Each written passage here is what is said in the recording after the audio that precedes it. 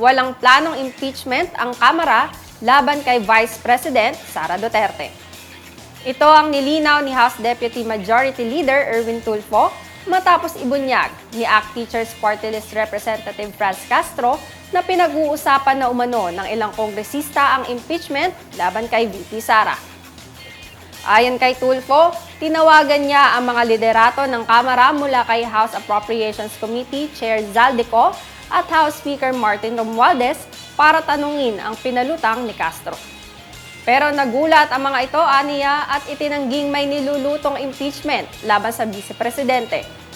Dagdag pa ni Tulfo, hindi rin nila alam kung saan nagmula ang pahayag na ito ni Castro.